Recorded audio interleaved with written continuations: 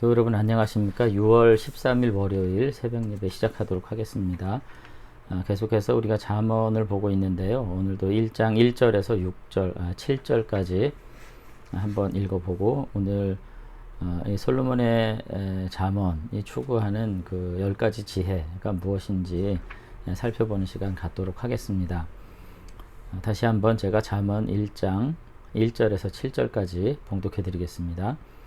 다윗의 아들 이스라엘 왕 솔로몬의 잠언이라. 이는 지혜와 훈계를 알게 하며 명철의 말씀을 깨닫게 하며 지혜롭게 공의롭게 정의롭게 정직하게 행할 일에 대하여 훈계를 받게 하며 어리석은 자를 슬기롭게 하며 젊은 자에게 지식과 근신함을 주기 위한 것이니, 지혜 있는 자는 듣고 학식이 더할 것이요 명철한 자는 지략을 얻을 것이라.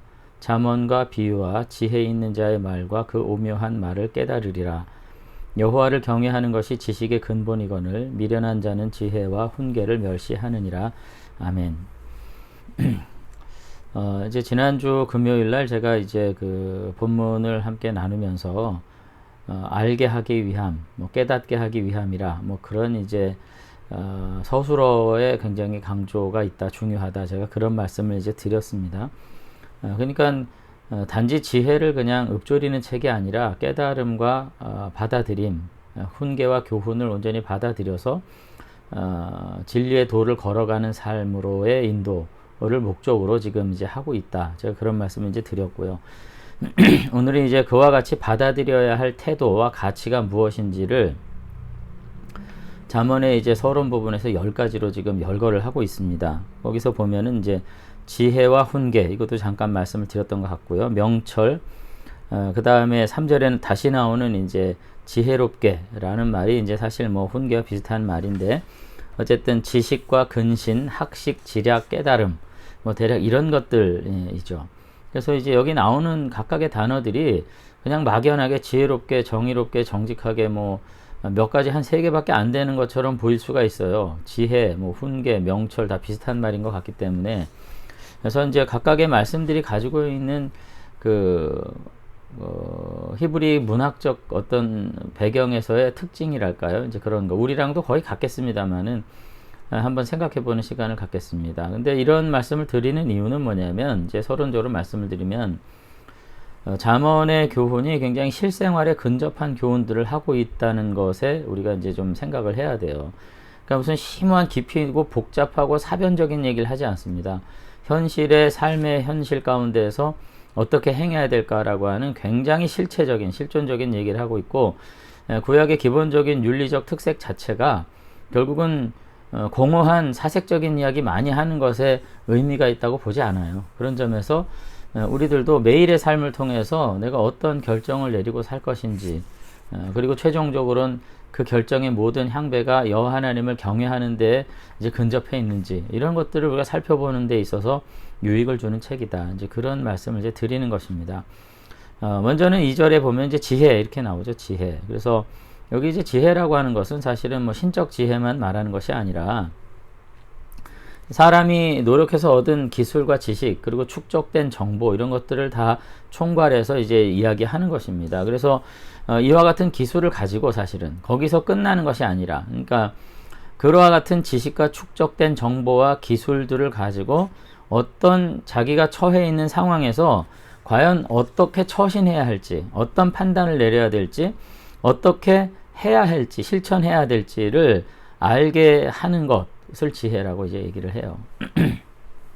그러니까 정당한 삶, 올바른 삶에 이르도록 어떻게 결정할 것인가 하는 것에 대해서 지금 지혜라고 말하고 있다 하는 것을 이제 알 수 있습니다.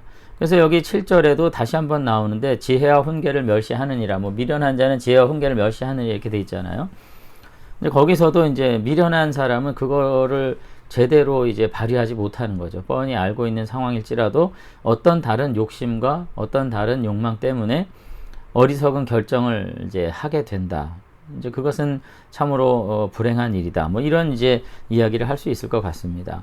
그래서 여기 지금 나오는 말이 이제 5절에도 지혜, 똑같은 말이 더 나오고요. 6절에도 지혜 이렇게 나오면서 5절에도 뭐예요? 지혜 있는 자는 그래서 이 잠언의 저자의 이야기를 듣는 거죠.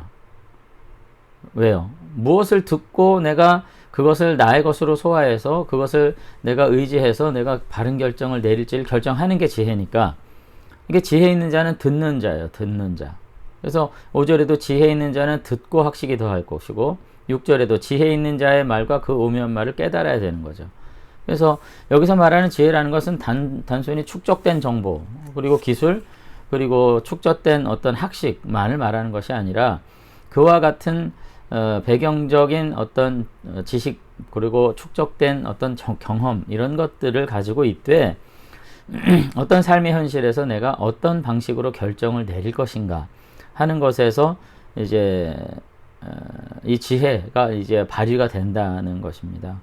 그래서 우리가 정말로 지혜 있는 자가 되어야만 사실은 이제 이와 같은 합당한 결정을 내리게 되겠고, 그런 결정을 내리는 데 있어서 이 지혜는 굉장한 역량이 된다. 근데 그렇게 지혜 있으려면 결국은 듣는 귀가 있어야 된다 하는 것을 이제 계속해서 이야기를 이제 하고 있습니다. 두 번째는 이제 훈계를 알게 하며 2절에 이렇게 돼 있잖아요. 근데 거기서 이제 훈계라는 말도 단순히 그냥 그 잔소리 하는 거가 아닙니다. 거기 훈육이에요. 그러니까 제자 훈련할 때도 이제 디사이플린 그렇게 말하는데, 이제 훈육하는 거예요. 양육하는 거예요. 교육을 통해서 어떤 사람을 온전히 세워가는 것이고, 그와 같이 세우기 위해서는 잘못된 것을 교정하기 위한 터치가 반드시 필요한 것이고, 잠언에서는 그것을 매로 징벌해라 뭐 이런 식으로까지 이제 표현이 되어 있습니다만은, 어쨌든 이 훈육이라는 것은 가르침과 징벌에 함께 이제 믹서되어 있는 이제 언어 단어인 거죠. 그런 점에서 이것은 다소간 뭐라 그럴까요? 강압적인 느낌일 수 있어요. 근데 지혜로운 자는 이제 이 훈계를 받을 수 있는 사람이어야 하는 거죠. 그래서 이 훈계와 지혜가 함께 있을 때 우리는 정말로 복된 삶을 살게 되고, 이와 같은 때에 합당한 지식과 또 그와 같은 삶으로 계속해서 양육받는 일들이 온전히 동반되게 될 때, 이 모든 것들이 우리의 삶이 조화롭게 이제 이루어지는데, 두 가지 모두는 다 어떤 순종과 복종을 동반할 때만 가능하다는 것입니다. 그런 점에서 우리의 삶이 어떠해야 할까 하는 것들을 우리가 좀 생각할 필요가 분명히 있습니다. 그리고 이제 세 번째로 명철의 말씀을 깨닫게 하며 이렇게 되어 있는데, 명철이라는 말은 두 가지 중에 하나를 선택해야 하는 순간에 어떤 것을 내가 택할 것인가. 근데 이제 택하지 못할 때는 우선순위의 문제를 생각을 해야 되죠. 가장 결정적인 것은 무엇입니까? 크리스찬에게 있어서는 하나님이 기뻐하시는 일은 과연 뭘까라는 판단을 하게 될 때 이제 분명한 거죠. 근데 저희 아이들이 이제 가끔씩 엄마하고 저희 아내하고 이제 이야기를 하면서 다 컸으니까 어렸을 때 얘기를 해요. 그러면서 엄마랑 시장 갈 때 내가 참 좋았는데 엄마는 꼭 뭘 사주면은 닭꼬치를 먹을래, 만두를 먹을래 이렇게 결정하게 했다는 거예요. 그냥 2개 한 번 사주면 얼마나 행복했을 텐데 한 번도 그런 적이 없이 닭꼬치를 먹을 건지 만두를 먹을 건지 꼭 선택을 하라고, 핫도그를 먹을 건지 튀김을 먹을 건지 꼭 선택을 하라고, 쥐포를 먹을 건지 떡볶이를 먹을 건지 선택을 하라고 그랬다는 거예요. 그래서 제가 잠언을 보면서 야, 참 좋은 훈련을 했구나. 여러분, 그것이 별거 아닌 것 같지만 선택의 순간에 내가 무엇인가를 판단하고 결정해야 된다는 거, 이거 굉장히 중요한 거고, 결국은 이 슬기로운 명철 이와 같은 것은 한 인간이 어떤 논리와 이성이 어떤 그 사상과 가치관을 가지고 이게 순서와 서차가 매겨지지 않으면 이거 굉장히 불가능한 일이랄 것을 우리가 이제 알 수가 있습니다. 그리고서는 이제 3절에 계속 보면 지혜롭게 이렇게 돼 있잖아요. 지혜롭게. 그래서 여기서 지혜롭게라는 말은 어떤 상황에서 내게 주어진 정보나 지식, 그리고 어떤 관계가 암시하는 게 뭔가, 과연 의미하는 게 뭔가 하는 것을 깨닫는 어떤 능력입니다. 그러니까 우리도 교회에서도 그렇고 직장에서도 그렇고 가정에서도 그렇고 어떤 상황을 딱 보고서는 지금 이 상황이 의미하는 게 뭔가를 이해하지 못하는 사람이 있어요. 굉장히 답답한 거죠, 그러면. 근데 이것을 미리미리 캐치한 사람은 굉장히 환영받을 수 있는 거죠, 그 상황에서. 이제 그런 것이고, 그러면서 이제 전반부가 이제 맞춰지면서 중요한 게 3절 이제 종반절 위에 공의, 정의, 정직 이와 같은 윤리적인 덕목이 이제 나오고 있습니다. 그러니까 결국은 한 사람의 지혜로움이 결국 동반해야 될 것이 뭐냐, 근데 결국은 그 지혜가 공의와 정의와 정직한 삶을 추구하는 것으로서 드러나게 되는 거죠. 뭐 요번에도 그렇습니다만은 역제 무슨 뭐 장관 청문회니 무슨 뭐 공직자 청문회를 한번 보세요. 얼마나 똑똑하고 지혜롭고 정말 얼마나 존경받을 만한 위치에 있는데 다 까보면 거기 공의가 없고 정의가 없고 정직이 없어서 결국 문제가 되는 거잖아요. 그러니까 이와 같은 점이 결국은 잠언이 추구하는 지혜의 어떤 본질에 결부되고 있다 하는 점을 우리가 좀 생각할 필요가 이제 있습니다. 그러면서 4절에 이제 부정 설명이 나와요. 앞에까지는 다 긍정 서술이었고 부정 서술이 하나 나오는데 어리석은 자는 이렇게 이야기를 합니다. 여기서 이제 어리석은 자는 이제 뭐 지적 능력이 떨어지거나 IQ가 떨어지는 자가 아니고요. 앞에 나온 이제 훈계 그리고 깨달음 이런 것들을 이제 거부하는 자예요. 이게 지금 무지하다는 겁니다. 훈육을 거부하고 훈계를 거부하고 지혜를 거부하고 명철을 거부하고 살아가는 자들이야말로 이게 지적인 능력의 문제가 아니라 굉장히 불성실하고 부적절한 삶의 태도를 가지고 살아가는 그와 같은 사람이라는 것입니다. 결국은 7절에 미련한 자가 또 나오는데 여기서도 이제 그와 같은 설명을 하고 있는 거죠. 하나님 경외하는 것이 지식의 근본인 것을 깨닫지 못하고 그 지혜와 훈계를 멸시하는 이와 같은 자들이야말로 어리석은 자들이다. 이제 그렇게 이야기를 이제 하고 있는 것입니다. 그래서 이 어리석은 자들이 어떻게 돼야 돼요? 슬기롭게 되고 지식과 근신을 주기 위한 것이다. 그러면서 여기 근신이란 말이 이제 특별히 이제 앞에 슬기로움은 설명을 드렸습니다만 어떤 계획을 세우고 그것을 추진하기 위해서 정말로 필요한 것들을 내가 감당하면서 나가는 추진력을 말합니다. 이게 불필요한 것을 내버리고 정말 필요한 것들을 얻기 위해서 내가 하루하루 고통과 역경을 감내하고 나가는 태도, 이게 근신이에요. 그러니까 이 어리석은 자는 이와 같은 태도를 가질 수 없기 때문에 대부분 지혜로운 어떤 훈계, 그리고 지식적인 훈계, 공의로운 훈계 이와 같은 것들이 우리의 삶을 결코 편안하게, 당장 편안하게 해주지 않습니다. 당장 여러 가지 감수해야 될 어떤 여러 가지 그 어려움들이 있고 내가 감수해야 될 여러 가지 불이익들이 있음에도 불구하고 이것이 옳은 길이니까 당장 가는 것이고 그 결과로서 은혜로운 결말에 이르게 되어 있는 것인데 이것이 근신함이 없이는 도무지 감당할 수 없는 것이기 때문에 여기 젊은 자에게 지식과 근신함을 주기 위한 것이다. 이렇게 했을 때 근신이라고 하는 덕목도 우리들에게 있어서 굉장히 중요한 덕목이라고 하는 것을 이제 알 수가 있습니다.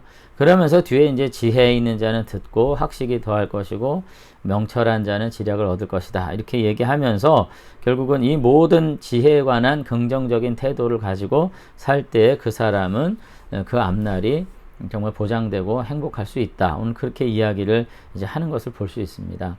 그래서 오늘 어쨌든 대략 10가지 중에 이제 중요한 이제 몇 가지를 말씀을 대략 다 드렸는데 잠언을 통해서 우리가 다시 한번 이와 같은 훈계를 정말 순종함으로 받아서 우리가 슬기롭게 되고 근신한 태도를 가지고 주의 백성다운 삶으로 온전히 성공적인 생애를 살아갈 수 있는 그런 삶의 노력들이 이어질 수 있는 좋은 계기가 될 수 있으면 좋겠습니다. 그래서 이것이 교회에서 설교를 듣거나 공부를 하는 이유도 거기 있어요.